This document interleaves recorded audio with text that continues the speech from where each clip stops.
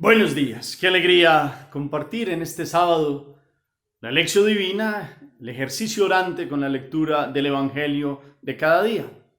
En este día la iglesia, 17 de octubre, celebra la vida de San Ignacio de Antioquía, uno de los padres apostólicos, un hombre muy importante en la iglesia, que nace en el 30-35 en la época de Cristo y muere en el año 107. Es un hombre que vive en Antioquía, que se forma y conoce a Pedro y a Pablo. Se dice que es sucesor de Pedro en Antioquía y allí llega a ser obispo de la ciudad, el principal servidor entre sus hermanos, y empieza a ser fiel al seguimiento de Jesús. Acordémonos que dentro del cristianismo naciente, pues Antioquía de Siria fue un lugar donde empezaron a llegar muchos judíos que venían al cristianismo y muchos paganos que se fueron convirtiendo y se fue creando allí una comunidad cristiana. Fue el primer lugar donde llamaron cristianos a los seguidores de Jesús.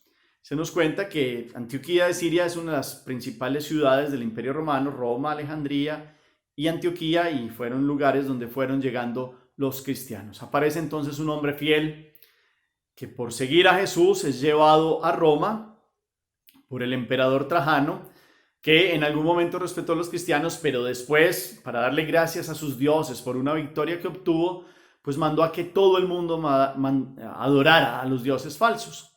Ignacio se niega a ello y empieza el proceso donde es llevado a Roma ante el emperador. No quiere que nadie lo defienda. Ignacio quiere dar la vida. En su camino, donde es llevado en barco desde Antioquía de Siria a Roma, escribe 7 cartas a los distintos obispos y iglesias del Asia, y quiere fervientemente que nadie detenga este proceso de ir a dar la vida.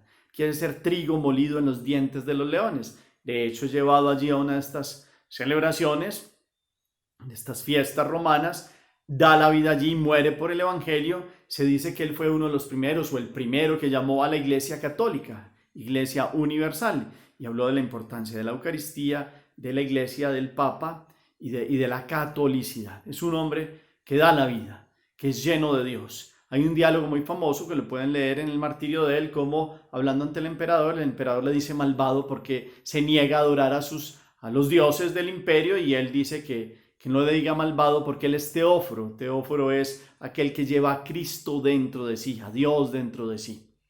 Y entonces se niega esta adoración y viene la muerte allí en Roma, da la vida. Por eso este color rojo de los mártires, uno de los mártires más importantes del comienzo de la iglesia. Un hombre, un santo varón, un obispo que da la vida y que quiere seguir a Dios y que quiere que los leones trituren su cuerpo. Parece muy fuerte, pero es el amor entrañable a dar testimonio, semilla de sangre de mártires, semilla de nuevos cristianos. Y la vida de él fue eso, fue servicio, donación, ejemplo, y da la vida. Y viene la muerte y viene la sangre y se une a Jesús en la pasión.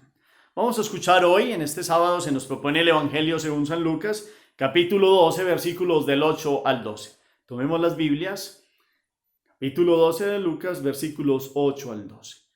Primer momento, lectura del texto. En aquel tiempo dijo Jesús a sus discípulos: si uno se pone de parte de mí ante los hombres, también el Hijo del Hombre se pondrá de parte ante los ángeles de Dios. Y si uno me reniega ante los hombres, lo renegarán a él ante los ángeles de Dios. Al que hable contra el Hijo del Hombre se le podrá perdonar, pero al que blasfeme contra el Espíritu Santo no se le perdonará. Cuando los conduzcan a la sinagoga ante los magistrados y las autoridades, no se preocupen de lo que van a decir y de cómo lo van a defender, porque el Espíritu Santo les enseñará en aquel momento lo que tienen que decir. Palabra del Señor. Gloria a ti, Señor Jesús. Como todos los días, los invito para que tomemos el texto de nuevo, 1 o 2 veces más. Es corto, este capítulo 12, versículos 8 al 12, miremos todos los detalles. ¿Qué enseña Jesús hoy aquí? Hay como un mensaje en 3 momentos. ¿Cuáles son esos 3 momentos? ¿A qué se refiere con el Espíritu Santo? Y con la defensa o no de si lo seguimos a Él en la vida. Miremos versículo por versículo. Buena comprensión de lectura, buena lectura por ende, entonces también todos los detalles, si hay alguna expresión, algún verbo, alguna situación, algún contexto que nos llame la atención, alguna duda también que se pueda anotar en otro momento y después preguntar, miremos todos los detalles. Segundo momento, meditación. Seguimos avanzando en este camino que Lucas muestra a Jesús, camino hacia la cruz, camino hacia Jerusalén, y viene una sentencia de Jesús diciéndole a los discípulos que si uno se pone a favor de él, él se pondrá a favor delante de los ángeles de Dios a través de aquel que lo sigue. Pero si alguien reniega de él y no quiere seguir a Jesús, pues Jesús también no lo confirmará o no hablará, dará testimonio delante de los ángeles de Dios. Lucas utiliza aquí ángeles de Dios, como aquellos seres que caminan creados por Dios, espíritus puros, creados en perfección, en rectitud. Son los ángeles que cumplen las funciones de Dios, que están ante el trono de Dios en sus designios. Jesús viene entonces a recordarnos hoy, primer momento, ¿estamos a favor o en contra de Cristo? La gente dirá, no, yo estoy a favor, pero es que no es solo de palabras, es con la vida que se demuestra esto. Y es tajante Jesús y quiere que sus discípulos pues miren qué opción están haciendo conscientemente. Están a favor de él, porque él sabe y viene hablando de las persecuciones y viene hablando de este camino hacia la cruz, él sabe lo que le espera. Y entonces quiere que quien lo siga sea radical y se ponga de parte de él. Ponerse de parte de Jesús también es hacer misericordia, hacer el bien, vivir en la verdad, vivir como Cristo Jesús también. Es ya ir amoldándose y adecuándose al ejemplo del Hijo de Dios, del Hijo del Hombre. Nos dice hoy Lucas, habla del Hijo del Hombre.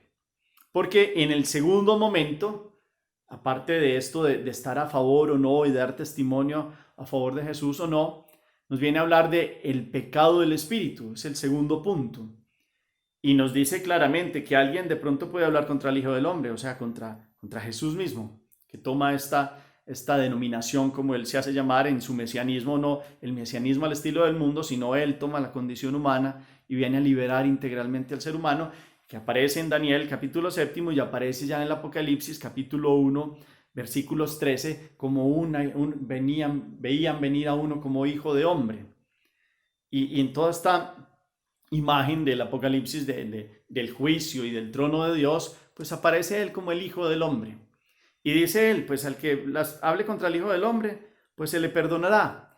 Pero al que blasfeme contra el Espíritu Santo no se le perdonará. Es una sentencia muy fuerte, lo hemos escuchado varias veces. Tal vez algunos verían a Jesús en ese contexto y veían al hombre. Para nosotros es Dios también, y es que es hombre verdadero y Dios verdadero. Pero el Espíritu Santo, dice él, que es ese amor que hay entre el Padre y el Hijo y que es un ser, es la tercera persona de la Trinidad, quien blasfeme contra él, pues no se le perdonará. Y ustedes dirán, bueno, muchos han hablado de este tema del pecado del Espíritu contra el Espíritu Santo y tiene que ver, por ende, también, hay una explicación que dan también en Marcos y en Mateo sobre todos aquellos que decían que Jesús hacía milagros por obra de Belcebú o de Satanás, pues se decía ahí que hay una blasfemia contra el Espíritu Santo.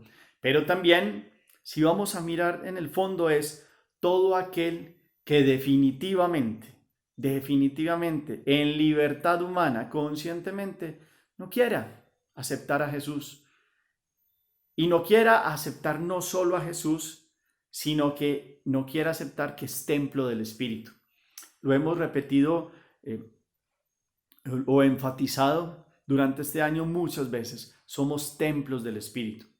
Quieran o no, el alma es creada por Dios, el cuerpo también, la parte de la materia también desde el principio del mundo, y toda esta unión entre cuerpo y alma es templo del Espíritu. Desde el bautismo hemos recibido esta capacidad. Desde la confirmación, pues lo hemos confirmado, como dice esta expresión. Somos templos de Dios. Entonces todo lo que le hagamos al cuerpo en unión con el alma, radicalmente, totalmente, con pleno conocimiento y conciencia contra Dios, pues es decirle no quiero. Y puede llegar a un momento de tanta obstinación y tanto empecinamiento y de querer decir no quiero seguirte, Dios. Pues ¿qué puede hacer Dios? respetar la libertad humana. Dios no quiere eso. Dios nos hizo para que vivamos en Él, para que reconozcamos esa grandeza de poder albergarlo a Él, la inhabitación trinitaria, templos del Espíritu, comunión plena con Jesús en la Eucaristía y en los sacramentos, y en las obras de misericordia también, como se nos dice en el Evangelio. Entonces, si uno no quiere, pues Dios muestra y espera y toca el corazón, pero definitivamente hay unos que no quieren obcecadamente, testarudamente, y eso puede ser un no radical. Y esta es una expresión que tendríamos que cuidar. Y yo los invito, este cuerpo es templo del Espíritu, cuerpo y alma en unidad. Eso es la visión del ser humano para nosotros creyentes. La antropología cristiana es: somos cuerpo y alma y somos templo de Dios. ¿Cómo respetamos este templo? ¿Cómo lo cuidamos? ¿Cómo aceptamos el ser que Él nos dio? ¿Y cómo vivimos en esta dignidad tan grande? Es que hay que tener cuidado, y por eso la vida es un don grande y maravilloso. No es cualquier cosa, no es el azar, no es porque tocó nacer, no es porque... Sí, no, es una realidad, es un don de Dios. Y Él viene a morar en nosotros. Y si decididamente decimos no radical, pues hay una invitación entonces a tener cuidado con eso y cómo obramos en la vida. Y en un tercer momento, pues viene a dar una esperanza y un anhelo muy bonito para los que lo sigan, y es que el Espíritu Santo les va a decir cómo hablar y qué tienen que decir en los momentos de la persecución. Aquí Jesús está preparando a los apóstoles para los momentos que llegarán. Hoy San Ignacio de Antioquía aparece como uno que fue guiado por el Espíritu para lo que enseñó, lo que escribió, las cartas que mandó, los consejos que dio, la vida, cómo la llevó, un templo del Espíritu, teóforo, porque llevaba a Cristo también dentro de sí, y supo responderle al magistrado o aquel que le preguntaba ahí delante del emperador cómo él no podía adorar a falsos dioses, y tuvo la claridad y la contundencia, el Espíritu habló a través de él y pudo dar testimonio. Parte final del Evangelio y el Evangelio total, aquí está reflejada la vida de San Ignacio de Antioquía, porque habló a favor de Jesús y por eso es un santo y por eso está en la presencia de Dios y es un hombre grande. Y fuera de eso tuvo esta fuerza que Dios le dio para hablar ante el tribunal, ante la persecución. Aquí dice: no se preocupen cuando vayan ante las sinagogas o cómo se van ante las autoridades y magistrados, cómo se van a defender, pues el Espíritu Santo les enseñará lo que tendrán que decir. Él supo qué decir, como todos los mártires. Dios habló a través de ellos y dio testimonio, y cada ellos en su libertad aceptaron al Espíritu de Dios. No lo rechazaron, aceptaron al Espíritu que habló y obró a través de ellos. Ellos en plena libertad aceptaron el don de Dios, a Jesucristo como Salvador y al Espíritu que los movía con fuerza. Ignacio significa lleno de fuego, ignis es fuego, lleno de fuego.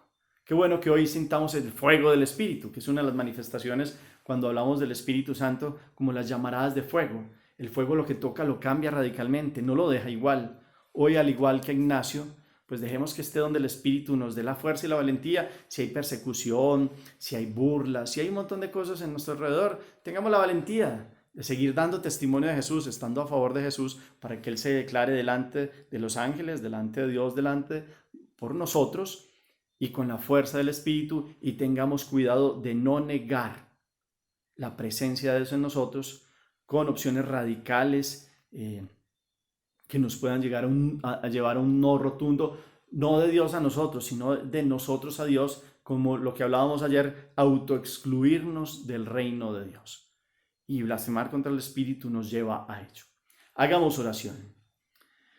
Dios uno y trino, en este día de San Ignacio de Antioquía, que lo celebramos como el Teóforo, te pedimos que nos llenes de fuego, como tiene el nombre de Él, que podamos dar testimonio de ti, que no tengamos miedo a respetos humanos, a que dirán cuando se burlen de nosotros por ser creyentes, en los distintos contextos en que estamos, que tengamos valentía, Señor, prudencia también para saber actuar, para saber llevar tu mensaje y tu presencia a nuestras familias, a nuestros trabajos, a nuestras realidades más cotidianas también, como lo hemos venido orando y pidiendo.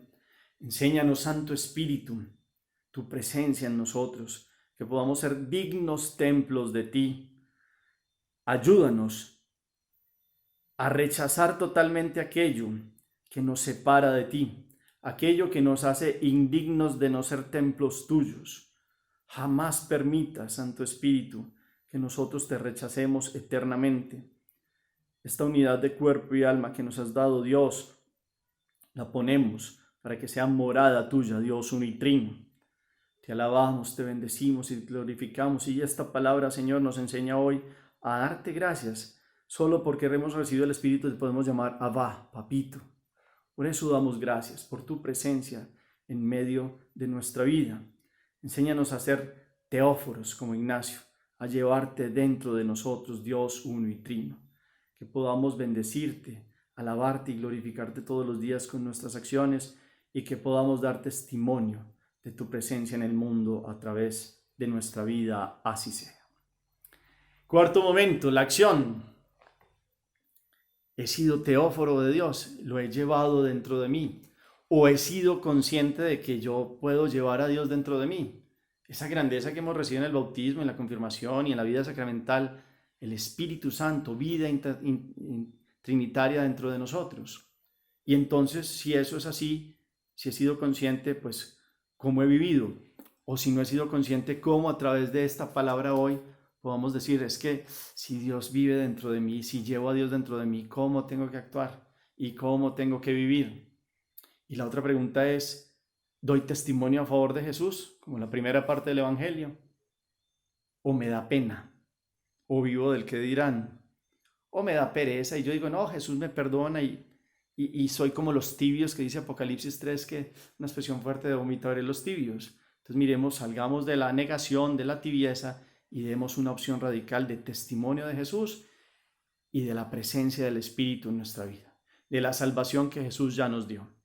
También en este sábado pidámosle a la Santísima Virgen María, la plena del Espíritu, la Madre de Jesús, del Hijo del Hombre, que ella nos enseñe a ser fieles delante de Dios, a ser testigos en el mundo de hoy, que con esta dulzura maternal ella pues nos ayude a ser valientes como Ignacio y que podamos dar testimonio de Jesús en todas las realidades cotidianas de nuestra vida. Y también les pido a que sigamos orando por los agonizantes. El Señor los bendiga, los llene de su gracia, los acompañe hoy y siempre en el nombre del Padre, y del Hijo, y del Espíritu Santo. Amén. Feliz día para todos.